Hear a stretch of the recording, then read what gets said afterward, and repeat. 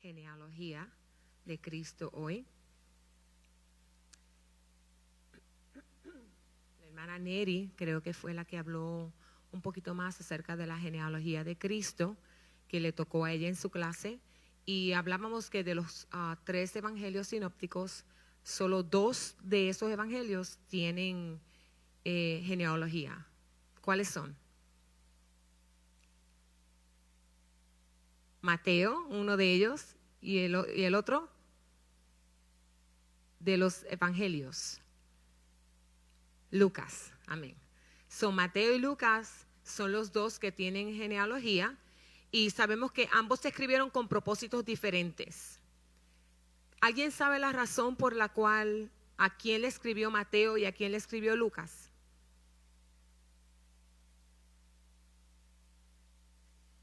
Mateo a los judíos, amén. Y Lucas a los gentiles o a los griegos, amén.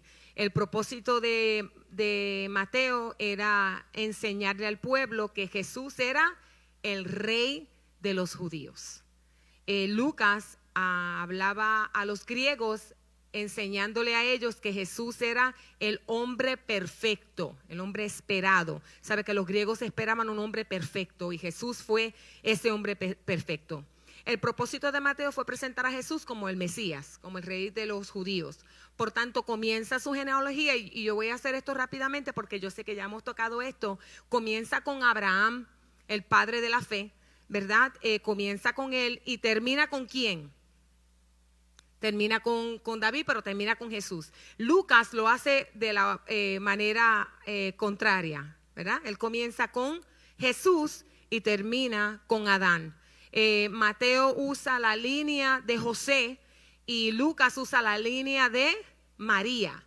Por eso es que los nombres son diferentes. No es que se contradicen, es que uno utiliza la línea del padrastro de Jesús y el otro utiliza la línea de María, su mamá.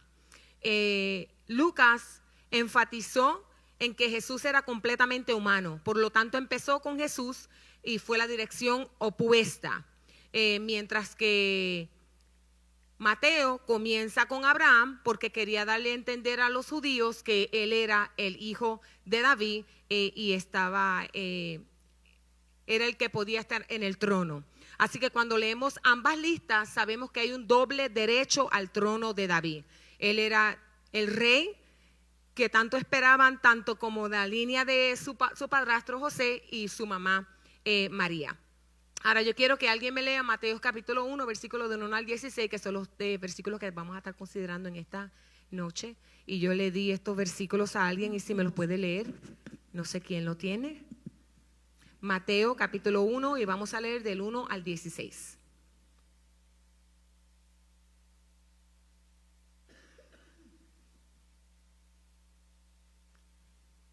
Ok. Libro de la genealogía de Jesucristo, hijo de David, hijo de Abraham. Abraham engendró a Isaac, Isaac a Jacob, y Jacob a Judá y a sus hermanos. Versículo 3. Judá engendró a Tamar, a Fares y a Sara, Fares a Esrom y Esrom a Aram. Aram engendró a Aminadab, Aminadab a Nazón y a Nazón a Salmón. Salmón engendró de Rahab a Boz, Boz engendró de Ruth a Obed y Obed a Isaí. Isaí engendró al rey David y el rey David engendró a Salomón y de la que fue mujer de Urías. Salomón engendró a Roboam, Roboam a Abías y Abías a Asa. Asa engendró a Josafat, Josafat a Joram y Joram a Usías. Versículo 9. Usías engendró a Jotam, Jotam a Acaz y Acaz a Ezequías. Ezequías engendró a Manasés, Manasés a Amón y Amón a Josías. Josías engendró a Jeconías y a sus hermanos en el tiempo de la deportación de Babilonia. Después de la deportación de Babilonia, Jeconías engendró a Salatiel, Salatiel a Zorobabel, Zorobabel engendró a Abiud, Abiud a Eliakim y Eliakim a Azor. Azor engendró a Sadoc, Sadoc a Akim y Akim a Eliud.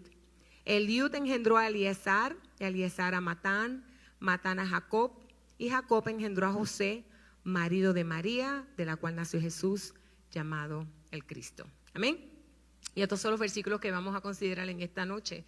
Normalmente nosotros, por la mayoría de las veces cuando nos encontramos con genealogías en la Biblia, tendemos a pasar todos esos nombres. Una de las razones es porque los nombres a veces son un poquito difíciles de pronunciar y eso como que nos dan, como que no nos ayuda a querer leerla y mucho menos en voz alta, ¿verdad? A veces solamente vamos así con los ojitos a ver si encontramos un nombre conocido, entonces nos detenemos para ver de qué se trata. Pero por lo general, normalmente, ¿verdad? Pues vamos rapidito. Pero en la clase de hoy se trata acerca de la genealogía extraña, si podemos decirlo así, de Cristo, y vamos a estar considerando a las 4 mujeres que nosotros encontramos en esta genealogía. Amén.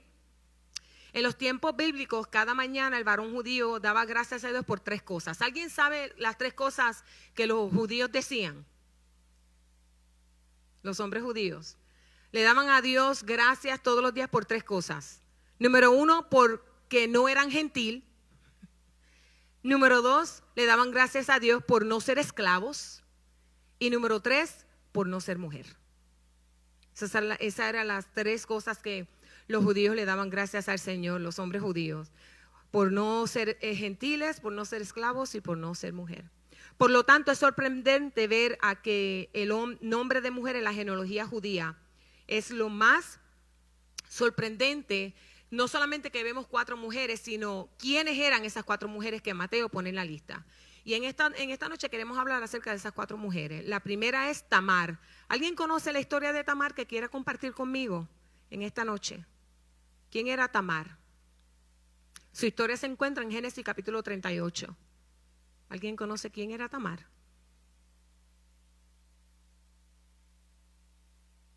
Tamar fue la nuera de Judá. Amén. Era la nuera de Judá, y cuando su esposo muere y no deja hijos, pues la costumbre judía era que el hermano tenía que casarse con ella, estar con ella, para que los hijos que ellos tuvieran fueran hijos del hijo que había fallecido, para dejarle herencia. Esa era una de las costumbres. Cuando el primer hijo, cuando el esposo de ella muere, pues no tenía hijo, pues Judá le dijo, pues tienes que estar con el hermano para que el hermano entonces pueda casarse contigo y pueda tener hijos y esos hijos sean la descendencia de él. Pero el hijo, el segundo, el que se casó, no quiso dejarle descendencia a ella y hizo cosas que a Dios no le agradaron y muere el primer esposo, muere el segundo y ahora queda un tercero. Entonces este tercero era muy joven y Judá le dice, cuando él sea más grande, pues yo te lo voy a dar para que se case contigo. Pero la envía, dice que toma a la muchacha y le dice, vaya a la casa, va atrás de su padre y la envía. Mientras que pasa el tiempo, el tercero crece y ella se da de cuenta que Judá le había mentido, que Judá no iba a cumplir la palabra que le había dicho. Pues ella, dice la Biblia, que se vistió de una ramera, que no lo era, pero se viste de una ramera, se quita su traje de luto y se pone otro vestido como ramera, se cubre la cara, y cuando Judá iba a pasar por el camino que ella escucha que él va, él viene, se le acerca a ella y él duerme con esta muchacha, con la nuera de él. Y ella queda embarazada. Dice la Biblia que 3 meses después se dan de cuenta que ella está embarazada. Y andan buscando, están hablando todo el mundo de ella porque está embarazada, porque ha cometido adulterio, porque no podía casarse. Esa era la costumbre de aquel entonces. Una vez que quedaba viuda, pues no, ¿sabe? Las mujeres en este tiempo se trataban como cosa. Era pertenencia o del papá o del esposo. That's it, nothing else. Es interesante ver cómo años más tarde vemos cómo Mateo escribe, inspirado por el Espíritu Santo, a poner estas 4 mujeres aquí. It's amazing. Y es porque Dios quería decirnos algo. Cuando nosotros leemos el capítulo 1 de Mateo, es el Evangelio. It's the gospel. Y lo vamos a ver por qué. Y esta mujer queda embarazada. Cuando Judá escucha que ella está embarazada, rápidamente la envía para que, bueno, ella tiene que morir. Tienen que morir. Y ella, cuando se había vestido de ramera esa vez, él no tenía cómo pagarle, y él le dice, yo te envío el pago, te envío un cabrito después. Y ella le dice, bueno, pues entonces, ¿cómo yo voy a creer que tú me vas a enviar el pago? Y ella le dice a él, bueno, yo quiero que tú me des tu sello, tu cordón y tu báculo. Es decir, él le estaba pidiendo una sortija que andaba aquí en un cuello con el bastón que andaba, o con, como se diría mejor, la vara que andaba. Eran cosas bien personales de él. Eso significaba su identidad, pero eso es otro estudio. Él lo dejó allí era como un down payment. Yo voy a venir. Él la buscó por todos lados, hermano, y no la encontró. Y ella se lo llevó. Cuando a ella le van a quitar la vida, esto suena como de novela, ¿verdad? Porque es que la palabra de Dios es muy interesante. Amén. Y siempre hay enseñanzas poderosas a través de ello, que no solamente para entretener a las personas. Seguimos. La palabra de Dios dice que cuando ella va y van a quitarle la vida, ella dice, yo estoy embarazada del hombre que le pertenece esto. Por favor, llévaselo a Judá y pregúntale a Judá de quién es. Y él dice, esa mujer es inocente. Él tomó la culpa. De esa noche nacieron gemelos. Y uno de esos niños, ese es que viene el Mesías. La próxima mujer es Rahab. ¿Alguien sabe de Rahab? Yo creo que está un poquito más conocida, ¿verdad? Capítulo 2 del libro de Jueces. Esta era la ramera que los dos espías, cuando fueron a ver la tierra, ella los escondió en su casa. Hizo un acto muy noble, pero en el acto noble ella mintió. So let's not forget that she lied. Ella mintió en un acto noble, ella dijo una mentira. Y Dios a ella la pone aquí también, y ella llega a ser tatarabuela del rey David. It's amazing how God, en su línea hermosa, vemos personas con pecados, vemos personas con defectos, vemos personas que no fueron perfectas. Y yo sé que están escritas aquí para hablarnos a cada uno de nosotros, que no tenemos que tener un pasado brillante para que Dios nos pueda utilizar, para que Dios nos pueda levantar, para que Dios nos pueda salvar, que es lo más importante. Ruth es la tercera mujer. ¿Alguien conoce algo de Ruth? Una extranjera, era moabita. Ella no era parte del pueblo de Dios, ¿verdad? La Biblia dice que Moab fue aquel enemigo que no dejó el pueblo de Dios cruzar por su tierra.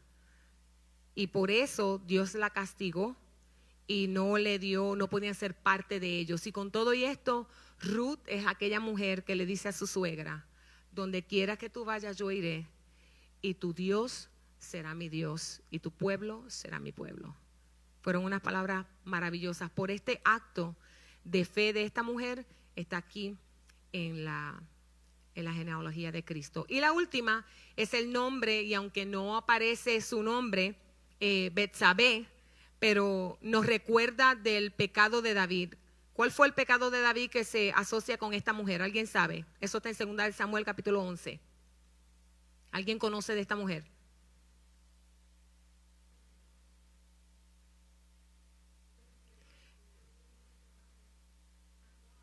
Exacto, esa fue la mujer que él vio que se estaba bañando, la codició, la llamó, y no solamente que duerme con ella, sino que hace planes para asesinar a su esposo. Y después queda embarazada, pierde el hijo. Pero de ese mismo vientre, Dios hace que nazca otro que tendría que ver con la línea del Mesías, el Salvador del mundo. ¿Por qué menciona Mateo a Tamar, a Rahab, a Ruth y a Betsabé en el linaje de nuestro Salvador? ¿Por qué sacó Mateo a la luz estos pecados? Porque los declara claramente en las Escrituras. ¿Por qué no los esconde? ¿Por qué solamente no da los nombres de los hombres? ¿Por qué tiene que decir estos nombres de las mujeres si no era costumbre utilizar nombres de mujeres en la genealogía? ¿Por qué él lo hace? ¿Por qué lo declara claramente? Y en esta noche vamos a estudiar de 3 lecciones maravillosas que podemos aprender de este árbol genealógico imperfecto de Cristo. Y la primera es que Jesús nació para romper las barreras entre los judíos y los gentiles. And I love that. I love that porque de estas 4 mujeres, 3 eran extranjeras. No eran parte del pueblo judío. So, cuando vemos estas mujeres que son extranjeras, podemos ver que Jesús siempre o Dios siempre ha querido romper esa barrera. Pero cuando lo vemos aquí en el capítulo 1, lo que lo vemos. ¿Alguien tiene Efesios capítulo 2, versículo 11 al 16? Yo le di algunos papelitos, no sé quién lo tendrá. Efesios capítulo 2, versículo 11 al 16. Por tanto, acordaos de que en otro tiempo vosotros, los gentiles, en cuanto a la carne, erais llamados sin circuncisión por la llamada circuncisión hecha con mano en la carne. En aquel tiempo estabas sin Cristo, alejados de la ciudadanía de Israel y alejados a los pactos de la promesa, sin esperanza y sin Dios en el mundo. Pero ahora en Cristo Jesús, vosotros que en otro tiempo estabais lejos, habéis sido hechos cercanos por la sangre de Cristo, porque Él es nuestra paz, que de ambos pueblos hizo uno, derribando la pared intermedia de separación, aboliendo en su carne las enemistades, la ley de los mandamientos expresados en ordenanzas, para crear en sí mismo de los dos un solo y nuevo hombre, haciendo la paz, y mediante la cruz reconciliar con Dios a ambos en un solo cuerpo, matando en ella las enemistades. Amén. Jesús vino a romper las barreras económicas, raciales y de género. Ya no hay hombre, no hay mujer, no hay judío, no hay gentil, no hay libre, no hay esclavo. Aquí dice que somos, pero ahora en Cristo. Somos lo que antes éramos una cosa, ahora somos otra cosa en Cristo Jesús. Amén.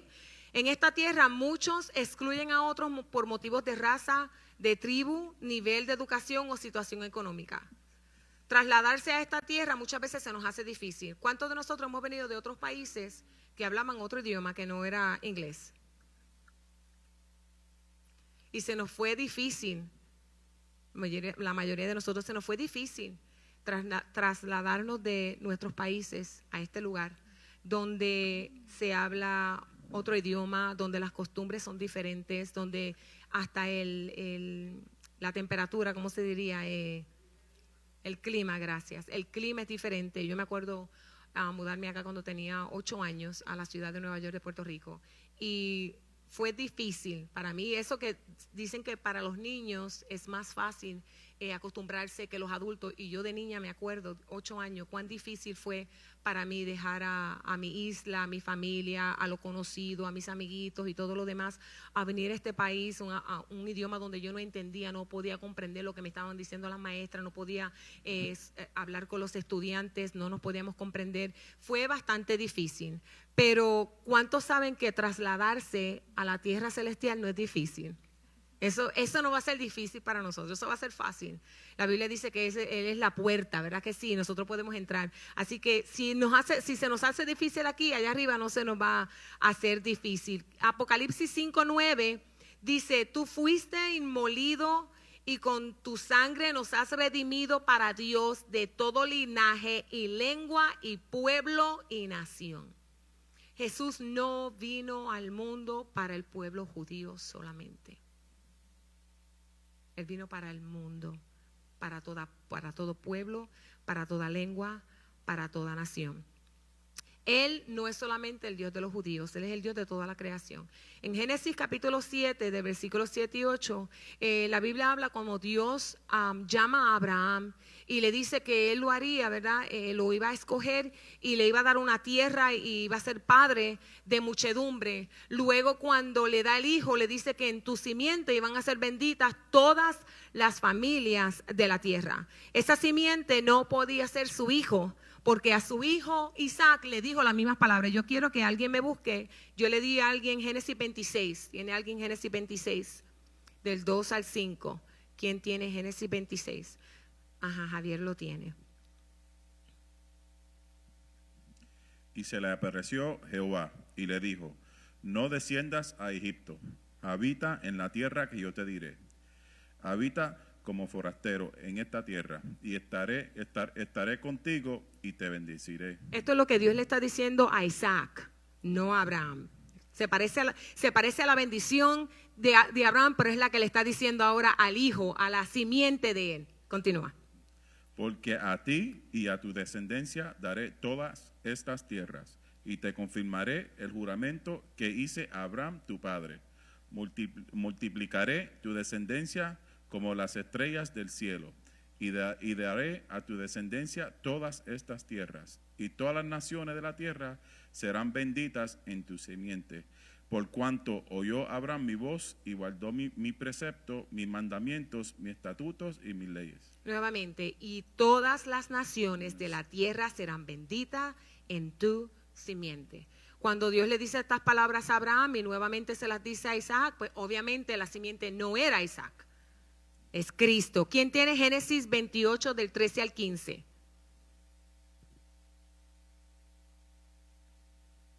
Dice, y he aquí, Jehová estaba en lo alto de ella, el cual dijo, yo soy Jehová, el Dios de Abraham tu padre, y el Dios de Isaac. La tierra en que estás acostado, te la daré a ti y a tu descendencia. Será tu descendencia como el polvo de la tierra, y te extenderás al occidente, al oriente, al norte y al sur, y todas las familias de la tierra serán benditas en ti y en tu simiente. Amén. La misma bendición, la misma palabra, la misma promesa que le da a Abraham, le da a Isaac, le da a Jacob, porque la simiente no eran los hijos de él, la simiente es Cristo. A través de Cristo todas las familias, toda la tierra, todas las naciones serán benditas. Amén. Así que cuando nosotros leemos o escuchamos, mejor dicho, a personas decir que la salvación es solamente para Israel, es un error. La salvación vino de Israel. Porque él tenía que escoger a alguien, tenía que escoger una nación, tenía que escoger un hombre. ¿Para qué? Para que saliera el Mesías, para que saliera. Desde un comienzo, Dios había establecido que el Mesías tendría que nacer de una mujer. From the get-go. Genesis 3:15, Génesis 3:15. Iba a nacer de una mujer. Y luego Dios comienza a desarrollar su plan y podemos comprender a través de las Escrituras, pero no tenemos tiempo en esta noche. Lo primero es que Dios vino para romper las barreras que desunen las naciones, ¿no? Lo segundo es que Jesús vino para elevar el lugar de la mujer. I love that. I love to hear these words. Él vino a elevar el lugar de la mujer. Jesús vino al mundo donde los hombres veían a las mujeres como menos. En ese tiempo las mujeres no tenían derechos legales. Con frecuencia, como ya le dije, la mujer se consideraba ser una cosa, no una persona. Le pertenecía a su papá o a su esposo. Cristo ha elevado el lugar de la mujer en toda la tierra. No solamente aquí en los Estados Unidos, ¿sabe? Él ha elevado su lugar en los países de Asia, Europa, África, entre otros, donde que todavía nosotros vemos que las mujeres no tienen derecho, no le dan el derecho. En esos lugares donde ellas piensan que son una cosa, que no están elevadas al lugar donde Cristo las ha elevado, ellas también están elevadas. Aunque todavía no le han llegado la noticia, aunque tal vez no lo puedan entender o no lo puedan recibir, Cristo vino a esta tierra para elevar a la mujer. Y cuando yo hablo acerca de elevar a la mujer, no estoy hablando de elevar la más alta del hombre. I'm not saying that. Porque nosotros como iglesia tenemos que tener mucho cuidado en las enseñanzas que nosotros abrazamos. ¿Por qué? Porque en estos tiempos nosotros nos damos de cuenta del movimiento feminista. De que la mujer quiere ser más que el hombre. Que la mujer quiere enseñar que puede hacer cosas como el hombre y las puede hacer mejores que los hombres.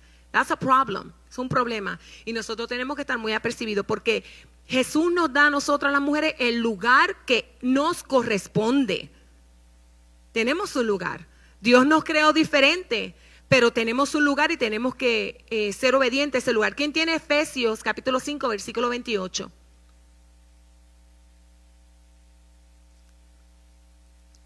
Efesios 5, 28. ¿A quién se lo di?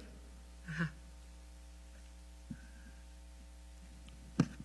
Así también los maridos amar a sus mujeres como a sus mismos cuerpos. El que ama a su mujer, a sí mismo se ama. Amén. Cuando el mensaje del evangelio llega a un hombre, el hombre deja de maltratar a su esposa, si es que la maltrataba. Y si era infiel, llega a ser un hombre fiel. Pero es cuando Cristo llega al corazón. Porque lamentablemente esas no son las costumbres que escuchamos en la calle. Amén. ¿Quién tiene Gálatas 3:28? Gálatas 3:28. Ya no hay judío ni griego, no hay esclavo ni libre, no hay varón ni mujer, porque todos vosotros sois uno en Cristo Jesús. Amén. La mujer y el hombre son coherederos. ¿Sabes lo que es coherederos? ¿Qué es coherederos? Herederos de la misma manera, no es uno más que otro. Coherederos de la gracia y la vida eterna. Amén. Número 3. Jesús nació para asociarse con los pecadores. Cuando nosotros vemos esta genealogía, podemos ver que Jesús vino a asociarse con los pecadores. Todas estas 4 mujeres se asocian con el pecado de ella o el pecado de alguien. Y los pecados que vemos de ellas son pecados horribles, son feos. O sea, uno los ve y uno dice, yo no puedo creer que esta persona hizo esto. Cuando vemos el pecado de Tamar, cómo una mujer puede vestirse de una ramera y dormir con su suegro. It's not an easy cup to drink. No se ve bonito. Cuando nosotros vemos al rey David que llama a Betsabé para dormir con ella y después quiere tapar su pecado y envía a asesinar a su esposo. It's not pretty. It's not a pretty picture. No es muy bonito. Cuando nosotros vemos a Ruth, que aunque ella no se asocia con un pecado ella misma, pero se asocia con el pecado de Moab porque era moabita, cuando estas personas no dejaron pasar el pueblo de Israel, y cuando nosotros escuchamos acerca de Rahab, una ramera, que ella vivía de eso, era lo que hacía diariamente. Nosotros podemos pensar en eso y es repulsive. Pero aún así, con los pecados más horribles que nosotros podemos leer de estas mujeres, vinieron a creer en el Dios de Israel. Y por creer en Él y vivir una vida que apartó de ese pecado, están aquí en esta genealogía. Y eso nos hace entender a nosotros que Él vino a asociarse con los pecadores. ¿Quién tiene Mateo capítulo 9, versículo 11 al 13? Jesús ama a los pecadores, ¿sabe? Él no se avergüenza de tener una lista de gente pecaminosa como parientes. And I love that. Hay veces que nosotros nos creemos demasiado y no nos gusta asociarnos con una persona que se considera un pecador, pero Jesús no tenía ese problema. ¿Quién tiene Mateo 9 del 11 al 13? Aquí. Ajá. Y cuando vieron esto, los fariseos dijeron a los discípulos, ¿por qué come nuestro maestro con los publicanos y pecadores? Al oír esto, Jesús le dijo, los sanos no tienen necesidad de médico, sino los enfermos.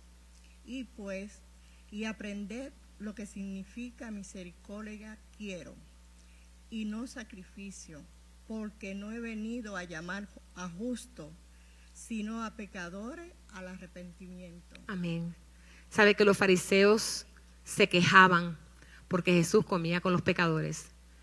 Aún así decían que este no es un profeta, porque si fuera un profeta, supiera qué clase de mujer lo está tocando. Así se expresaban. No puede ser profeta, porque si él fuera profeta, conociera con quién está comiendo, con quién está caminando, con quién está hablando. De veras que no es profeta y no deberían de andar con esas personas. Pero nosotros tenemos que saber que Jesús vino para estar con los pecadores, para que ellos se arrepientan. Ahora la pregunta es, a nosotros nos gusta, nos encanta, a mí me gusta estar en amistad con mis hermanos en la fe. Me gusta hablar con ellos, comer con ellos, salir con ellos, ¿verdad? Y a veces nos ponemos un poco muy cómodos entre nosotros mismos.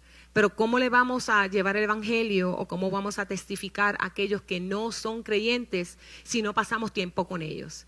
Ahora, esto a veces se vuelve un poco que contradice, porque ¿verdad? La Biblia dice que nosotros no debemos de mezclarnos con las tinieblas porque somos la luz y no debe de haber amistad con el mundo. Así que si yo soy creyente no debo de tener amistad con el mundo, pero al mismo tiempo, ¿cómo yo puedo testificarle a uno que no es creyente si no hablo con él? Si no me siento a conversar con él, si no tal vez como con él. ¿Cómo es que yo podría hacer esto? Una pregunta que quisiera que alguien compartiera, que me diera, que nos diera un consejo. ¿Cómo se podría hacer? Y si se debería de hacer.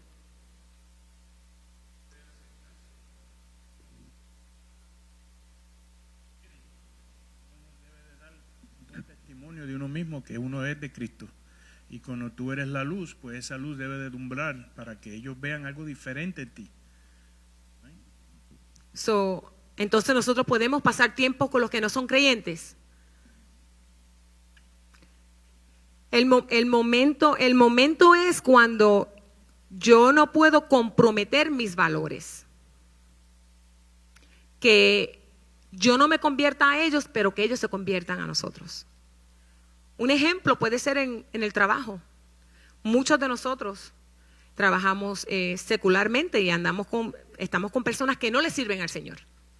Pues tal vez, utilizo mi ejemplo, en mi oficina hay una cocina y a veces uno está en la cocina, uno se sienta a veces a almorzar y están los otros almorzando allá. Ese es el momento para tener una conversación y Dios nos dará la sabiduría de cómo hacerlo. Porque va a llegar un momento que tú vas a conocer la necesidad de esa persona y en ese momento cuando la persona está dispuesta a recibir algo de parte de Dios porque está pasando por una prueba, por una necesidad, por un dolor, por una enfermedad y saben que tú eres creyente, ellos van a estar más sensibles a escuchar lo que tú le tienes que decir. Y Dios te va a dar la sabiduría y va a abrir esa puerta y tú vas a poderle hablar. El problema es que a veces hay personas que dicen no voy a ir a esta fiesta porque allí voy a testificar. ¿Cómo vamos a testificar en una fiesta cuando la música está más alta que lo que puedes hablar? Número uno, las luces están apagadas, hay bebida, ese no es lugar para testificar, porque no se puede testificar en esos lugares así. Ahora, uno puede ir a una fiesta, que a veces hay una fiesta que no hay música, que solamente es una celebración, que están sentados, que están comiendo y que una persona puede hablar, podemos estar allí. Una vez que usted vea que el ambiente cambia, que ya las luces las apagaron, que ahora hay música mundana, música que no eleva y exalta el nombre del Señor. Eso es música mundana, para ponerlo acá, ¿no? Música del mundo es toda música que tiene líricas que no hablan de Cristo, no exaltan a Cristo, no me ayudan a mí a conectarme con Cristo, que mucha de la música mundana lo que hacen es que ponen el nombre de la mujer con especialidad en el suelo. Le enseñan a los jóvenes cómo hablarle o cómo tratar a una jovencita y ellas escuchando la música como si, do you listen to what they're saying? Nosotros como creyentes tenemos que tener mucho cuidado. No nos podemos asociar con el mundo, no podemos estar en el mundo en ese sentido, pero tenemos que ser parte de ellos y Dios nos ayudará para hablarles a ellos, porque nosotros tenemos que compartir con ellos. Con nuestra familia, mi familia completa, la mayoría no le sirve al Señor. Hay momentos que yo puedo hablar y son, hermanos, sensibles a escuchar. Hay momentos que no, hay momentos que they don't want to hear it. Y uno, pues, sabiamente, uno echa para atrás y espera el momento que Dios te dé nuevamente para hablarles. Pero la familia de nosotros es lo primero, a ellos hablarles del Evangelio. A veces nosotros estamos en reuniones y llega la hora de ingerir algún alimento. Y una forma de un cristiano demostrarles orando por ese alimento. Cuando usted ora, la gente ve la diferencia. ¿Por qué usted está orando? La misma forma de nuestro hablar, nuestra forma de hablar dentro de ese grupo, también puede ser va a testificar que nuestra forma de hablar es diferente. Por lo tanto, hay muchas maneras de uno integrarse sin tener que estar vociferando ni nada. Pero Dios tiene herramientas claras. Nosotros, con los hermanos, si alguno dice la Biblia, si alguno llevando a su hermano, es un pecador, hasta, pero mira, no te unas con ese, es con los hermanos. Pero dice, pero ¿cómo nosotros entonces? Porque estamos en un mundo, tenemos que de alguna forma relacionarnos con ese mundo. porque eso mandó Cristo a buscar pecadores al arrepentimiento. Amén. Dios nos dará las herramientas, nos abrirá el camino, nos dirigirá a esos lugares, pero nosotros tenemos que estar pendientes a lo que Él quiere.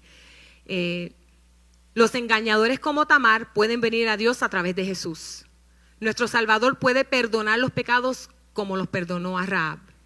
Los extranjeros como Ruth pueden acercarse a Dios a través de Cristo. Y los desdichados como Betsabé pueden hallar esperanza en el Señor. Todos los pecadores pueden hallar un lugar en la familia de Cristo a través de su presencia. Amén. Ahora pasamos a la próxima parte del estudio, y es que hay dos verdades en este capítulo. Hay dos verdades acerca del nacimiento de Cristo. Hablamos ya acerca de la genealogía y de las 4 mujeres que la clase habló, pero aquí hay dos verdades acerca del nacimiento de Cristo. Y yo le di a alguien Mateo capítulo 1, versículo 18 al 20. ¿Alguien lo tiene? Ajá. La mayoría de nuestros sueños no vienen de Dios. ¿Sabían eso, no? O sea, que todo sueño que usted sueñe no fue Dios que le habló. Los sueños extraños pueden llegar cuando uno come mucho antes de acostarse. This is for real. Esto es verdad. Cuando usted come algo en la noche y se va a dormir muy llenito, puede tener sueños raros. Si el cuarto está muy caliente, usted puede tener un sueño raro. También puede ser por algo que usted vio en la televisión o en las redes sociales antes de acostarse, para aquellos que están en las redes sociales antes de dormirse. Algo que there's a lot of reasons why. Pero no podemos decir que Dios no habla por sueños. Dios habla por sueños. En estos últimos años hemos escuchado de cómo Dios ha hablado a las naciones, especialmente a los musulmanes, y se le ha aparecido Jesús en sueños. Y ellos han venido al camino de la verdad por un sueño que han recibido. Dios habla a través de los sueños, pero no todos los sueños son de Dios. Una de las maneras que nosotros podemos saber cuando un sueño es de Dios es cuando no contradice la Biblia. Doesn't contradict the word of God. Then you might be thinking, puedes pensar, esto puede ser de Dios. Tenemos que discernir las cosas, tenemos que probar las cosas, tenemos que ponerlas en balanza. De la misma manera que cuando nos dan una palabra de profecía, no podemos decir, no, porque esa mujer es de Dios, porque ese hombre es de Dios, eso es lo que me dijo. Tenemos que probarla. Cada uno, es nuestra responsabilidad. Y el hombre y la mujer de Dios debe entender, el hombre y la mujer de Dios que te da la palabra, debe entender que usted y yo, si es que soy yo la que la estoy recibiendo, que yo tengo que probarla si fue de Dios o no fue de Dios. No estoy diciendo que usted es un falso profeta o que esa palabra no es de Dios, pero Dios a su tiempo, ¿verdad?, hablará. José tuvo un sueño. Y es lo que le voy a pedir a la hermana que lea. Mateo capítulo 1, versículo del 18 al 20, y después brincamos al 24. El nacimiento de Jesucristo fue así.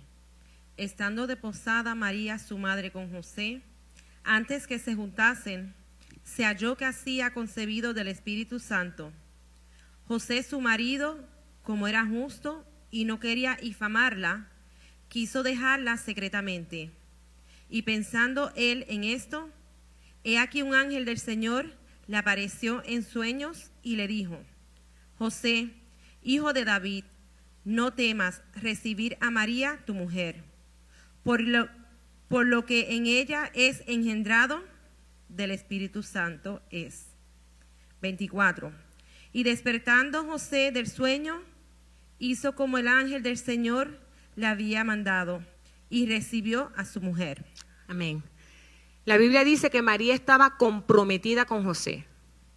No estaban casados. Cuando la Biblia dice que ella era virgen, era virgen. Hay algunas translation que dice joven. La palabra correcta es virgen. Quiere decir que ella no había tenido intimidad con un hombre. Ella no se había casado con José todavía. Se estaban comprometidos para casarse. Y el ángel visita a María y le habla a María. Pero entonces aquí le habla a José por medio de sueño. Pero según la costumbre judía, esto significaba que María era legalmente la esposa de José, aunque todavía no se habían casado. Porque en el compromiso, según la tradición judía era serio. No era como hoy en día, ¿sabe? Que tienen novio y la gente se deja y se va y a veces le dan una sortija y lo deja. It wasn't like that, it was serious. Ellos se comprometen, ella es como tu esposa, aunque no es tu esposa. Tiene que esperar al momento de la ceremonia para entonces ser marido y mujer. Así que cuando se da de cuenta que María está embarazada, dice, bueno, esto es un adulterio. Ella estuvo con otro hombre porque conmigo no fue que estuvo, porque nosotros no hemos tenido nada. Pero muy interesante, me gusta el corazón de José, porque él no hizo un show. Él no era uno que quería sacarla a la luz y que la apedrearan. No, él dice la Biblia que él la iba a dejar secretamente. He was going to leave quietly. La iba a dejar. Pero en ese momento que él está planeando, Dios conoce el corazón, ¿verdad? Él está planeando dejarla. Yo me puedo imaginar cuántas cosas tal vez este hombre pensaba. Pero Dios se le revela en sueño y le dice que no tema de tomarla por esposa, por mujer, porque lo que ella carga en su vientre es del Espíritu Santo, que ella no ha estado durmiendo con nadie, que ella no adulteró, que ella no fornicó, que ella no estaba con otro hombre, que lo que ella tiene dentro de ella le pertenece al Señor. Y con esto hay dos verdades muy, muy interesantes. Número uno es que Jesús nace de una virgen. This is important. Esto es muy importante. ¿Sabe? Esto aquí en esta segunda parte de la clase habla acerca de la persona de Cristo. And we cannot play with that. No podemos jugar con eso. No podemos tomar enseñanzas contrarias a lo que dice la Biblia. Número uno es que nació de una virgen. Y es muy importante y vamos a hablar por qué. Y número dos, que Jesús vino a salvarnos del pecado. Porque mira lo que dice, y lo voy a leer nuevamente, porque cuando le dije a la hermana que leyera, ella no le dije que leyera otros versículos a propósito, porque los voy a leer ahora. Pero dice, y pensando en él en esto, he aquí que el ángel del Señor le apareció en sueños y le dijo, José, hijo de David, no temas a recibir María tu mujer, porque lo que está en ella es engendrado del Espíritu Santo. And I love this word engendrado, porque quiere decir que no es engendrado de hombre. No fue que el hombre tuvo algo que ver en ella. Eso fue de parte de Dios que lo puso en ella. Dice, y dará a luz un hijo y llamará su nombre Jesús, porque él salvará a su pueblo de sus pecados. Todo esto aconteció para que se cumpliese lo dicho por el Señor por medio del profeta cuando dijo, y este es el profeta Isaías, cuando dice, he aquí una virgen concebirá y dará a luz un hijo y llamará su nombre Emanuel, que traducido es Dios con nosotros. En estos versículos nosotros vemos las dos naturalezas de Jesús. Y despertando José del sueño hizo como el ángel del Señor le había mandado y recibió a su mujer. Ahora, tenía que ser una virgen. ¿Por qué? ¿Por qué tenía que ser virgen?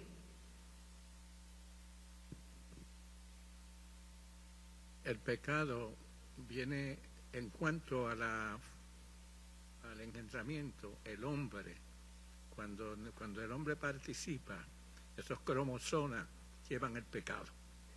Por lo tanto, al no tener las cromosomas del hombre, no pueden haber nada, porque tienen que haber cromosomas de hombre y cromosomas de mujer para formarse el feto. Por lo tanto, si eso no está, hay otra cosa. Amén. Tenía que ser una virgen porque este hombre que vendría a la tierra a morir en una cruz tenía que ser 100% Dios y 100% hombre. There's no such thing as 50-50. Dios, Jesús, no dejó de ser Dios en ningún momento.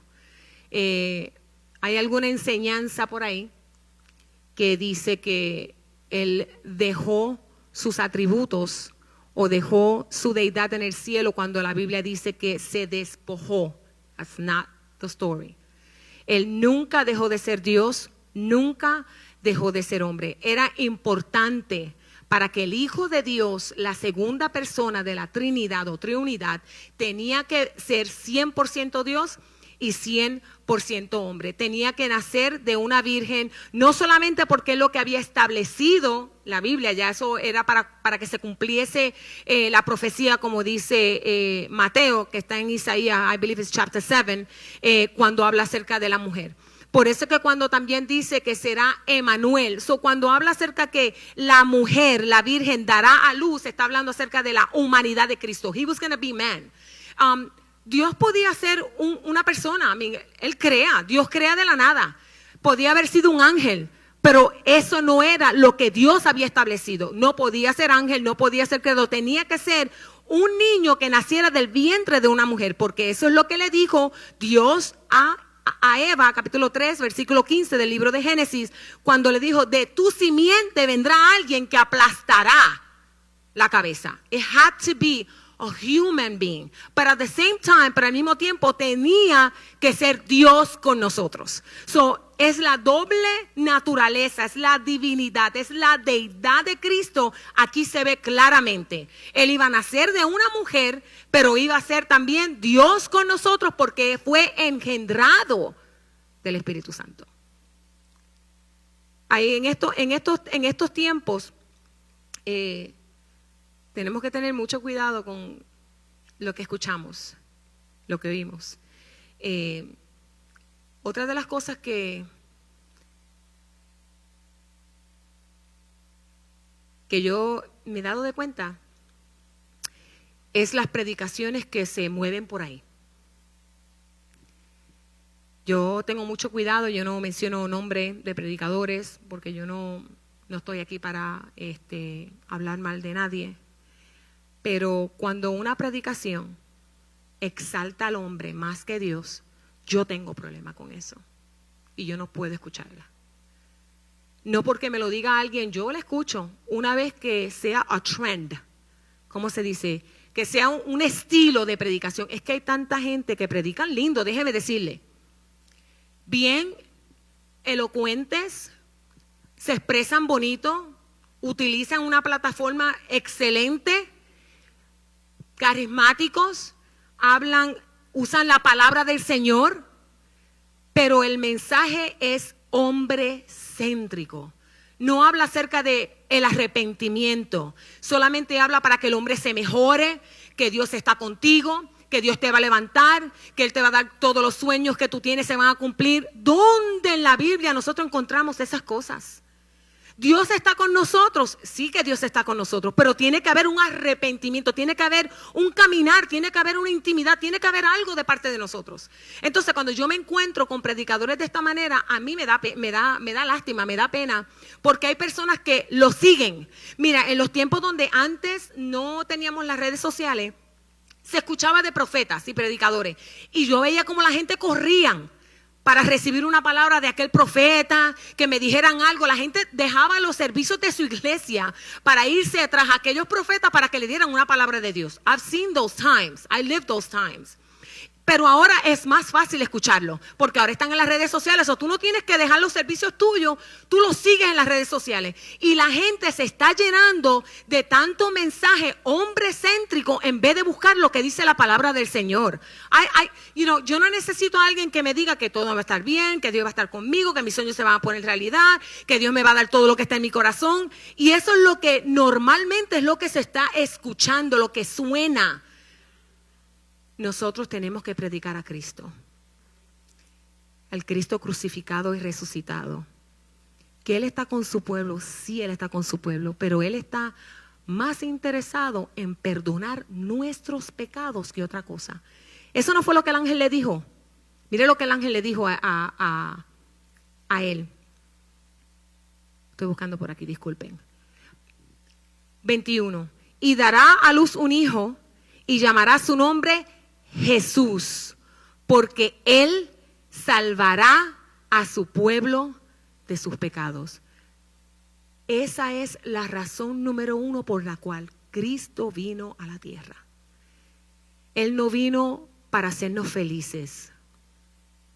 Él no vino para hacernos famosos. Él no vino para darnos ministerios poderosos y grandes que arrasamos con todo el mundo. He did not come for that. Él no vino para que nos dé dinero. Él no vino para que estemos cómodos. Él no vino para nada de eso. Él vino para salvarnos de nuestros pecados. El nombre Jesús, ¿qué significa Jesús? ¿Alguien sabe? Salvador. Salvador. Es el nombre griego del mismo hebreo que es Joshua. Salvador. Él vino a salvarnos. El problema mayor de la humanidad hoy en día, ¿cuál es? Es el pecado. No es el gobierno. No es el clima. It's not global warming. It's not. No es el virus. No son el problema más grande de la humanidad es el pecado. Y cuando Cristo vino, Él vino para eso, para salvarnos a nosotros de pecado. Lo demás que usted menciona, como el global warming, como el virus, todo eso, son consecuencias del pecado. Por causa del pecado vino la enfermedad y viene la crisis. Aprovecho. Cuando uno escucha mucho por ahí, y a mí me gusta escuchar para, ¿verdad?, estar atento de lo que está pasando. Y muchos predicadores en este tiempo, pues, ya esto no es un altar, esto es una tarima, o esto es una plataforma. Y yo, pues, difiero mucho de eso. Porque la plataforma y la tarima son donde yo soy exaltado. En la plataforma yo soy exhibido. ¿Ve? Y una plataforma, una tarima, yo soy el principal de eso. Un altar, yo soy sacrificado.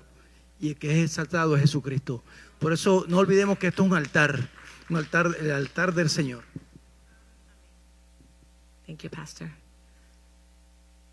Hermano, tenga mucho cuidado con lo que escucha, porque esas enseñanzas se quedan en usted. Entonces, cuando viene y recibe una palabra del Señor que está en la palabra, que está escrita, porque no me dijeron que todo me va a salir bien, salimos disappointed, defraudados. No hay otra cosa mejor que estudiar la palabra del Señor real y exaltarlo a Él, darle el lugar que Él se merece. ¿Quién tiene Romanos capítulo 6, versículo 22? Porque Él vino a salvar al pueblo de sus pecados. ¿Quién tiene Romanos capítulo 6, versículo 22? Mas ahora que habéis sido libertados del pecado y hechos siervos de Dios, tenéis por vuestro fruto la santificación y como fin la vida eterna. ¿Sabes que Jesús no solamente vino a salvarnos del pecado, pero Él vino a librarnos del pecado, a quitar el pecado? Eso no fue lo que dijo Juan cuando lo vio bajar. ¿Qué fue lo que Juan dijo? He aquí el Cordero de Dios que quita el pecado del mundo. Él vino a quitarlo, Él vino a salvarnos. No es solamente que nos perdona porque lo hacemos hoy y ya me perdonó y vengo mañana, hago lo mismo y me perdona. Él quiere que nuestra vida cambie. Él quiere que ese pecado cese, que ya no lo haga más, que no reine el pecado, que no viva el pecado, que no habite el pecado. Obvio, hermano, que nosotros vivimos en una naturaleza caída. Obvio que pecamos, porque el mismo Juan dice en las cartas más tarde, ¿verdad? Si alguno dice que no peca, es mentiroso. Pero el problema es habitar, vivir, que sea constante. It cannot be habitual, cannot be constant. We cannot do it over and over and over again. Porque hay un problema. Entonces no hemos sido libres. Tenemos que presentarle al Señor lo que Él necesita romper. Gálatas 5:1 dice, estad pues firme en la libertad con que Cristo nos hizo libres y no estéis otra vez sujetos al yugo de la esclavitud. Él vino para hacernos libres. Él vino para que yo pueda tener vida eterna. Y la vida eterna no es 1 año, 2 años, 5 años, 3 años, 10 años. Es eterna. Es para siempre. Amén. Juan 8:36. Así que si el Hijo os libertareis, seréis verdaderamente libre. Y ya hablamos acerca de que nació de una virgen, que significa que era divino, era del cielo, es Dios, no es 50 y 50. Y cierro con este versículo de la Biblia que se encuentra en 1 de Timoteo capítulo 3, versículo 16. Dice, e indiscutiblemente grande es el misterio de la piedad.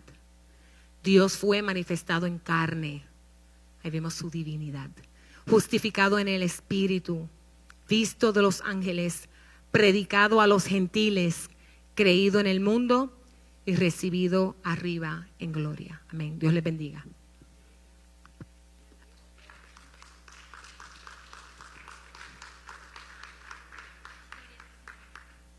Gloria a Jesús, aleluya. ¿Cuántos se gozaron? ¿Cuántos fueron bendecidos? Damos gracias al Señor por el estudio de su palabra. De verdad que el Señor vino a transformar y a cambiar. Y como decía la pastora Beliz, Él vino a darle una posición, no solamente a la mujer, sino todo aquel que se acerca a Él con un corazón arrepentido. Todo aquel que reconoce que necesita, que es pecador, como ella decía. Él vino a salvarnos de nuestros pecados. Y algo que debemos tener presente todo el tiempo y que debe ser un motivo de gozo